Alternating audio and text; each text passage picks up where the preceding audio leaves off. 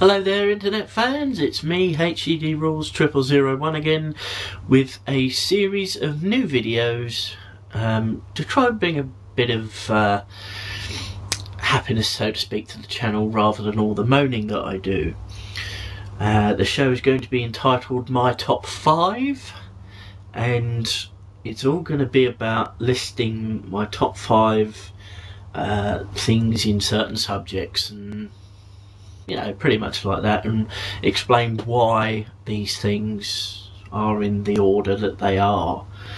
I will also make a point that any that I forget to put in to the actual list, because I have a list down in front of me, will be added at the end of the video to say something like additional mentions or additional or extras or something like that at the end of the list.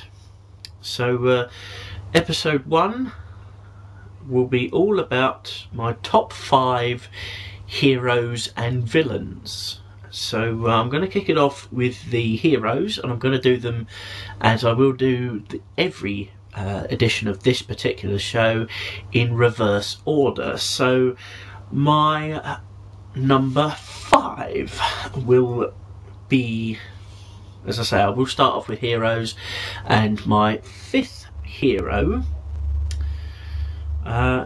is a well-known hero, and I'm not talking about heroes that fight wars and stuff like that. I'm talking about fictional heroes, and you know, I may well do another one in the future, but I'm talking about fictional heroes and villains, so you basically know what I'm talking about. Like I say, number 5 is a well-known character in video game circles.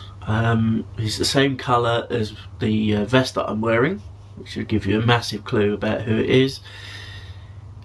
And he's an animal from the planet Mobius. If you don't know who I'm talking about by now, then you're basically never going to know. It's Sonic the Hedgehog. Created by Sega in the late 80s, early 90s. Basically saves the day more times than you and me have had hot dinners. If there's ever trouble on Mobius, Sonic is there, and you know, he's branched out into other things like TV, and you know, he's on pencil cases, stuff like that. He was even sponsors of F1 teams in the mid-90s, so you know, he's a face of a company, still jumping, running about to this day, and still saving the lives of innocent creatures tied up by his arch nemesis, which I'll comment on later. Number 4. Now I'm going to get a bit of stick for this, but I don't care. This is my list. You're quite welcome to type out who you want at the in the comment box, or you know, but number 4 in my list of fictional heroes is a Power Ranger. And just very, you know, the last couple of years or so I've gotten into Power Rangers again. I may well be laughed at or whatever, I don't care. I'm beginning to really enjoy things that I enjoyed when I was a kid, and Power Rangers is one of them. Number 4 is the original Green Ranger / White Ranger / you know, he's been all sorts of bloody colours. His name is Tommy Oliver. Now, this guy, played by Jason Frank, is a real martial arts expert. He knows what he's doing. He's actually recently ventured into the mixed martial arts world and won his first few fights. That may well continue this year, I don't know. But Tommy Oliver is one of those fictional characters that all kids can look up to. And you know, he began as evil, was then good, and then became leader of the Power Rangers, and always taking it through. He was the main guy, so to speak, as soon as season 2 started, really. And he continued on for 4.5 seasons. Came back for Dino Thunder in the early 2000s and produced yet another character and yet another colour to his Ranger suits. Basically, if you're looking for defenders of the Earth in fictional terms, then Tommy Oliver is one of your heroes to pick. Number three is quite possibly the greatest video game creation of all time. He is a face of a company. He's extremely well known all over the planet. If you showed anyone in the world a picture of this guy, they could probably tell you who he is. You know, apart from the starving millions in Africa and India, and I mean, even they might know who the guy is. He's the face of Nintendo. He has been 20-30 years now. And he's a hero beloved by millions all over the world. It's Mario. This guy has been a hero on more occasions than I can remember. Saved his damsel in distress, the Princess Toadstool, or Peach as she's now known, which is bloody stupid. This character is, like I say, possibly the greatest video game creation of all time, because he's still going strong, like I say, 25-30 years after his initial creation in Donkey Kong. If you haven't played Donkey Kong, look it up on a ROM or something, because Donkey Kong is your quintessential easy going video game where you start at the bottom and you have to work your way up to the top, zigzagging. And the concept is fairly simple, the gameplay is fairly simple, but that introduced the world to Mario, and we thank Nintendo for that. Number two. Like I say, this is my list. As I say, my number 4 choice will probably get groans all over the place for the people that watch this, but I don't care. This is my list. Number 2 is a proper superhero. I have no bones about saying that I look to fiction for my perks, so to speak. Fiction is much better than the real world. The real world is full of pain, suffering, hurtfulness, you know.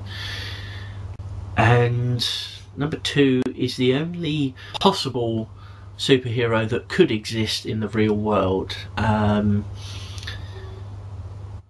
It's Batman. Now, Batman has gone through many incarnations and many different looks, you know, many different starts and things like that, and they're all focused on the same thing. It's basically a vigilante who goes out at night and beats up thugs and, you know, assists the police in any way possible that he can. The reason that he could exist in the real world is the fact that if someone is motivated enough, if someone has the correct connections in the world, if someone has the finances to back up what is needed, then someone by all rights could become Batman, if they're clever enough, if they're sophisticated enough to get the gadgets, weapons, and, you know, agile enough, good enough physically to avoid capture by the police, because I reckon there's enough evil in the world with regards to crime and things like that, that should a Batman exist in the world somewhere, to begin with, as Batman is in the comic books and the movies, he would be hunted down by the police, but eventually they would look on him as a sort of like police plus, if you see what I mean, and that's eventually what happens in the Batman universe. Number 1. My top hero of all time is a video game character. Anybody that knows me knows I love me video games, basically because they're my only escape from this painful world that we live in. And the top hero is again face of a video game, is the face of a video game franchise, be it in one form or another. And this character, or these characters, because they're basically both the same person, I'll explain more in a moment. This character is the face of a franchise that was created in 1987, so it's 25 years since this was done, and the character's name is Solid Snake / Big Boss from the Metal Gear Solid series. Anyone that knows me knows that I love my Metal Gear Solid, and you know, it's quite possibly the stories in video game history, but that's another one. That's another show for another time. But Solid Snake / Big Boss, because basically Solid Snake is a clone of Big Boss, and what Snake is basically what Big Boss was in the past. So I've put them together for the fact that they more or less are the same person. They're voiced by the same voice actor, who's just got an unmistakable voice, probably put on for the part, obviously, because I've heard him talk and he speaks nothing like he does in the games. Their story, Big Boss and Snake, goes through about 40 to 50 years of storyline. These two men and their combined elements save the world from nuclear attacks on probably more than 10-20 occasions. In video game terms, we play as Snake 3 times, I think. 5 if you count the older games that are on less powerful systems. We play as Big Boss at least 3 times since the mid-2000s, and I'll come back to that in future videos, but they're at my number 1 rather than say Superman or Spider-Man or whatever, basically because the characters mean more to me than everyone else in this list and anyone else that is a superhero. And characters like that, there are other heroes, but like I say, I'll go through those extras or additional bits at the end of the video. So now we move on, because these heroes wouldn't be heroes without villains, so I'm going to get straight on with the villains. Number 5 is one of the greatest villains ever created. I have to say that I grew up watching this program as a kid. About a year ago now, I downloaded the series from the internet to watch again, and I'm currently watching it at the moment in my lunch breaks and meal times. This guy is immortal, I do believe, but he can be driven back by the forces of good and light, but he will always be there. He's basically a mummy that can transform from his decayed form. That should give it to you. Mumm-Ra from Thundercats, especially the early version in the 80s, not the recent redo that was done, even though that was a good version. But classic Mumm-Ra had a fantastic villain's voice.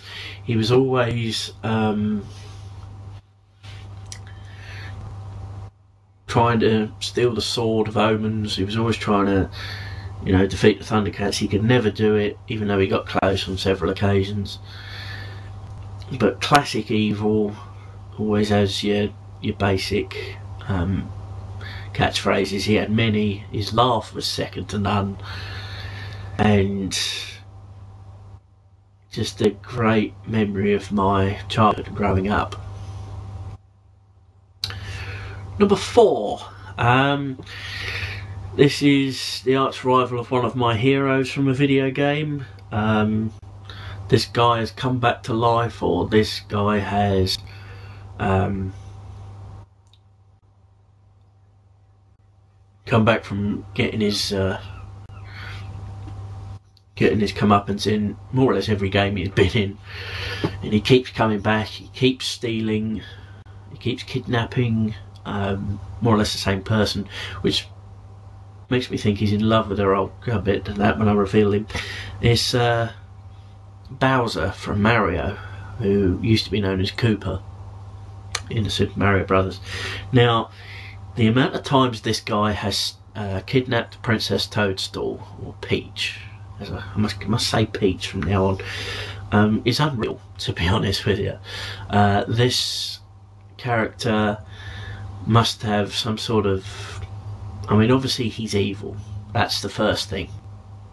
Second thing is he's basically half turtle, half alligator, or crocodile, whatever. Or, you know, he's nicknamed Lizard Breath, which is a bit weird, but he kidnaps Princess Peach in every single Mario adventure apart from one, I think it is. And he's always, I reckon he spends more time with Peach than Mario does. So there's got to be something there. In one of the more recent Mario games on the Nintendo Wii, he actually gets married to Peach, and I bet inside he's, you know, he's absolutely loving it. But you can't have a good hero in a story unless you've got a good villain. Bowser Koopa is one of those fantastic villains that always comes back stronger, but you can always beat him. Number 3. There we go.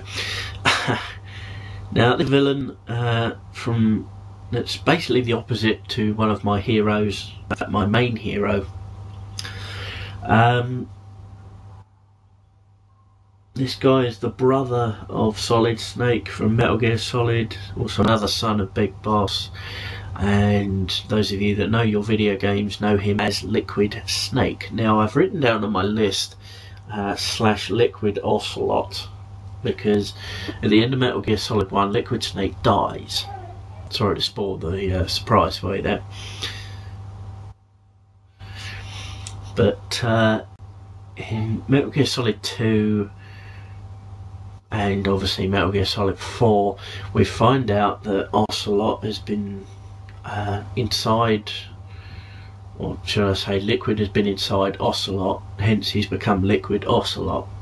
Number 4, it's very complicated, but if you played Metal Gear Solid 4 and finished it, you know what I'm talking about. But Liquid Ocelot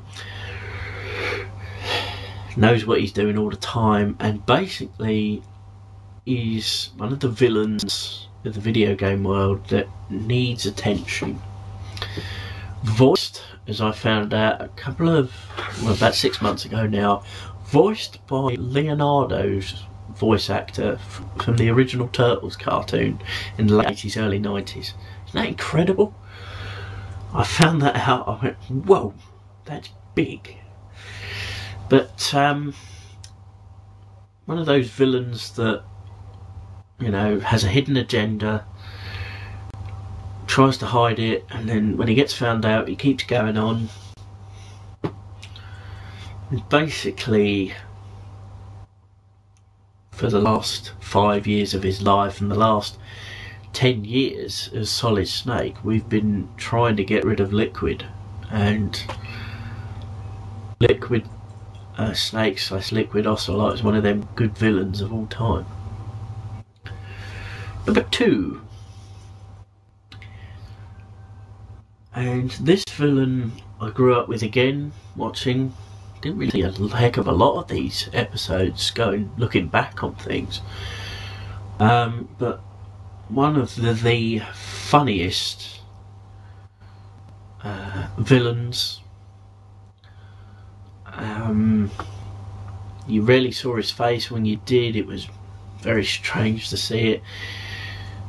You grew accustomed to his insults. You grew accustomed to only seeing that much of him behind his mask and stuff. Shredder from Turtles. Now, Shredder is again almost the greatest villain of all time in my opinion, because of the fact that he did have a comic side to him, especially in the early adventures of the Turtles in the late 80s, early 90s.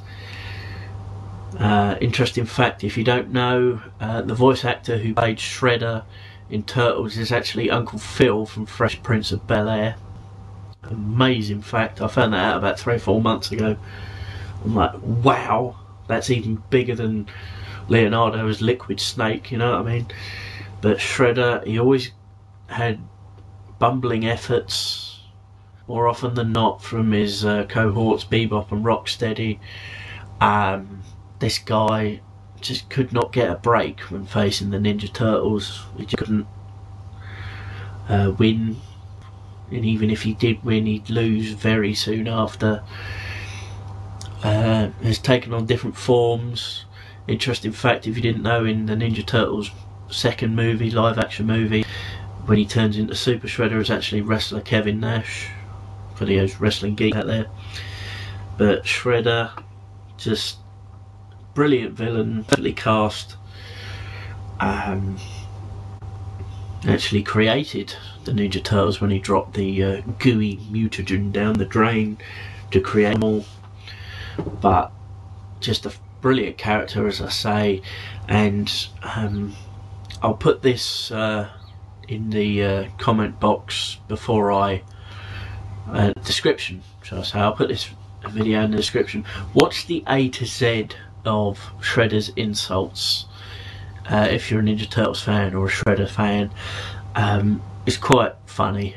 Just listen to it. He's actually, this guy's watched what he's seen, so like the first 3 series, he's put them in line, he's put them in order, as I said. So it sounds like for I, he'd have like imbecile, idiot, and for F he'd have fools, and you know, just fantastic video. I'll put it in the description. Number 1. What else can I say? The greatest villain of all time, in my own personal opinion. And don't forget, this is my video, not yours. Greatest villain of all time, in my opinion, stood almost 2 meters tall, according to fact books. You know, fictional fact books that have been brought out. He breathes mechanically. That should basically give it to you. Dressed entirely in black. He's got a shiny helmet. And he wears a cape. And he has a red sword. A red laser sword. That should definitely give it to you. Darth Vader. Voiced by James L. Jones. Played by Dave Prowse in the old Star Wars films. Basically, Darth Vader began, in terms of chronological bits, as a little boy in a junk shop as a slave. Now that would begin anyone on the path to darkness. But Darth Vader is the main character in the Star Wars saga. If you watch the Star Wars extras, George Lucas actually says that the story is about the tragedy of Darth Vader. If he could make a 12-hour movie, he would have done, and obviously no one can sit still and watch 12 hours of movie, even though they did try a few years back with the movie Gettysburg, but that's neither here nor there. Darth Vader had a presence. He could do things that other beings in Star Wars couldn't. He was more powerful, I think, than any character in Star Wars. Even though Yoda and the Emperor were quite powerful, I still think Vader was more powerful. Darth Vader, like I say, if you were going into a fight and you could get him on your side, Darth Vader would win you that battle. He was that good. Began life as Anakin Skywalker,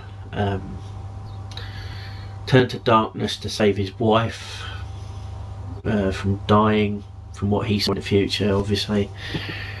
Now, if you love someone that much, you adore them and you chase them to the ends of the earth, and you die for them, then anyone in their right mind would do what Darth Vader did in the final episode of Star Wars, or episode 3, as it's chronologically ordered, but you would do anything to save the person you loved, and that's what he did. And that's why it is a tragedy at the end of Star Wars episode 3, Revenge of the Sith. He does what he does for love, but it actually turns out that he was the one who killed his wife, you know. Absolutely tragic. But as I say, Darth Vader turns to evil. He practically dies as an evil being, but redeems himself in the eyes of his son. I mean, if you haven't seen Star Wars, where have you been? If you have seen Star Wars, you know what I'm talking about, and you know why Darth Vader is my number 1. But that's not all. I've been through top 5 heroes, I've been through my top 5 villains. Now it's time, as a little bonus for this video only, for my top 5 sidekicks. Where would heroes be without sidekicks? To go over there and see what that's all about, or see what's over there, or help me out here, I'm in a bit of trouble. Where would they be? Number 5.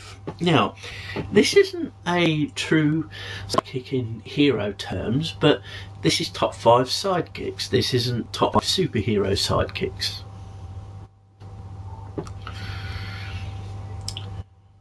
Number 5 is a sidekick of a television comedy character, created in the early 80s, played by an actor turned TV presenter called Tony Robinson. Now, those people that are in the know who I'm talking about already. Basically was the comic relief in the programme of Blackadder, and I'm talking about Baldrick.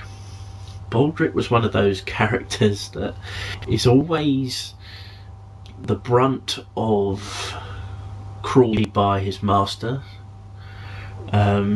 Actually gave Blackadder his name in the original series, The Blackadder. Obviously it went forward from there. He was quite clever in the first series, but as the series went on he became more stupid, I think the term is, and just basically was dog's body. He did all of the dirty work. He did all the things that Blackadder didn't want to do. But in terms of comic creations, really, in fiction, Baldrick has to go down as one of the greatest of all time because of what he does and who he is and what he's always been doing throughout the generations of Blackadder. Tony Robinson has moved on to pastures new, probably most famous now for Time Team, which is okay if you like that sort of thing, but to me, Tony Robinson will always be Baldric, and Baldric will always be Blackadder. Number four. I've listed 2 characters from this video game series already. You know, you can't have Metal Gear Solid without this guy, even though there have been 1 or 2 episodes without him. His father appeared in the most recent episode, basically as what seemed to be him in the past, voiced by the same actor as well. But you know, that's neither here or there. It's Otacon from Metal Gear Solid. You can't really have a Metal Gear Solid game without Otacon. There were a couple, like I say, without him, but that was before, you know, his dad had met Big Boss or Snake or whatever. But Otacon is there for dramatic effect. There is not one Metal Gear Solid game where Otacon appears and he doesn't cry. Now, that's not because he's a wimp, it's because he's a very emotional bloke. People he loves just seem to die in front of him, and if you see someone you love die in front of you, it's not nice. No one likes that. But that's why Otacon's at number 4. He's technological whiz, creates robots, technology, and basically the main reason that Snake is successful in his missions, apart from obviously Snake's ability in the battlefield. Number three, quoted another character from this saga before. Let's basically give it away. See if I can do it. There we go. Chewbacca.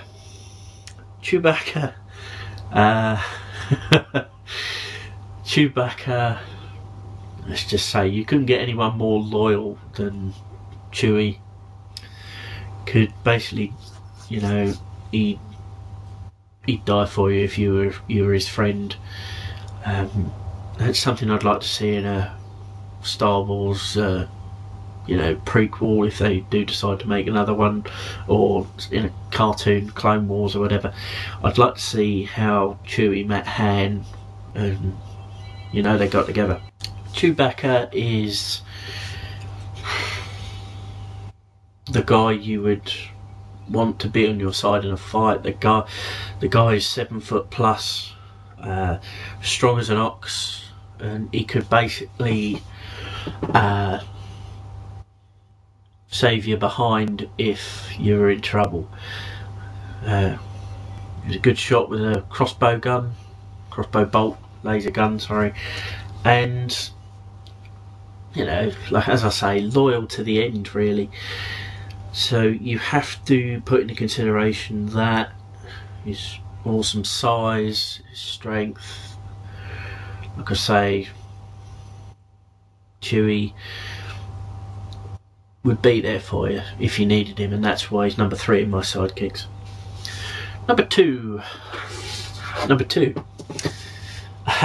I've mentioned 2 characters from this video game series before. You can tell I play a lot of video games. Look at the size of me. Number 2 is Mario's brother, Luigi. Now, Luigi, admittedly, not as famous as his brother, but the title of the franchise is Super Mario Brothers, not Super Mario, even though that's what some people would call it. Luigi is the reason that the franchise is Brothers, not Mario, as I say. Tends to be a bit more timid than his brother, more easy to scare, even though he is faster than his brother. A little bit fitter than his brother, I think. He's faster than his brother, he can jump higher than his brother, but there's less control over him, certainly with gameplay. But you know, when brothers unite, when you're united, there's not a lot you can't do. But He's at number 2 because my number 1 should be at number 1 for obvious reasons. Number 1.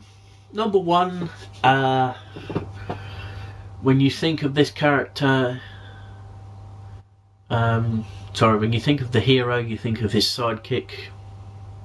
I've already mentioned him in my heroes. When you think of this character, you think of the 1960s versions, you know, Zap, Pow, Kapow, Splat and all of that nonsense. It's Robin from Batman, which is holy top of the charts. But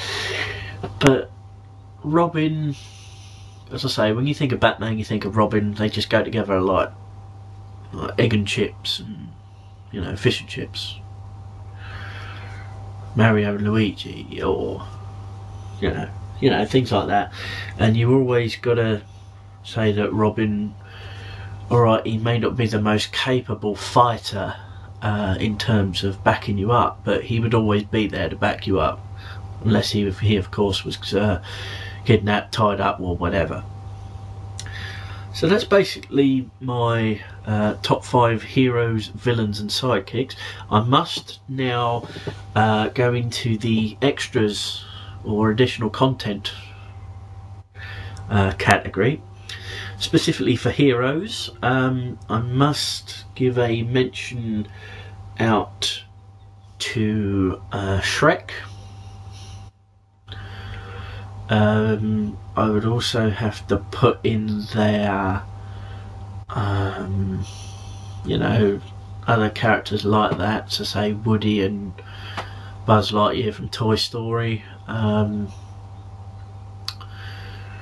Aladdin. Basically any hero that you can find from a Disney film could go in there. More or less the same thing with the, well, must say for top 5 heroes as well, Leon S. Kennedy, Chris Redfield from Resident Evil. They just kick ass. That's what you need. Also an honourable mention for Jason, the original Red Ranger from Power Rangers. He just kicked ass, really. That's why he's in there. Other mentions, extra mentions for Homer Simpson. Now, not a hero in the truest sense of the word, but if you are that much of a moron, if you're that lazy and you're that way inclined and you've still got a beautiful wife, 3 kids and a steady job, then you must be doing something right. So that's, you know, that's why you do that. Extra mentions for villains. First has to be the Joker. Couldn't have Batman without the Joker. The Riddler for the same reason. Penguin again, another reason is, you know, the extra mentions are for people that, or things that should have made the top 5 but didn't because other things did. Looking at my list, you know, Bowser's kids, you know, Ludwig, Wendy, I can't mention them all, I can't quite remember them all, Roy, I think, Iggy, the Emperor from Star Wars, Dr. Claw from Inspector Gadget. There's another one for heroes. See, that's what extra mention is for. As soon as I think of them, I'll bring them up. You know, Lion-O from Thundercats goes in heroes as well. Villains, Two-Face from Batman, Wesker from Resident Evil. The list just goes on and on. You'd have to make 4 or 5 shows per bit here. Let's see, the mutants from Thundercats in the villains. If you're talking villains from,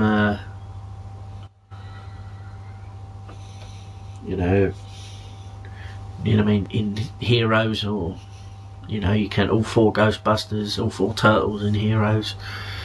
Sidekicks, you'd have to put Bebop and Rocksteady in there. Slimer and Ghostbusters, April in Turtles, Splinter in Turtles. Top 5 heroes. Massive extra mention for Doctor Who. How did I forget Doctor Who? What's going on there? Villains, The Master, Daleks, Cybermen, Weeping Angels, Silence from this past year. Sidekicks, Rose Tyler, Amy Pond, Rory Pond, River Song, basically anyone that's been in Doctor Who for the last, 5-6 years. Villains again, Robotnik, or Eggman as he's known now, which is bloody stupid. The boss from Metal Gear Solid 3 in Villains / Sidekicks / Heroes, in fact, she's all three. Running out now. Luke Skywalker, Star Wars, Han Solo, Star Wars, Princess Leia, Star Wars, Obi-Wan Kenobi, Star Wars. I could be here all day. Listing people I've forgotten to put in.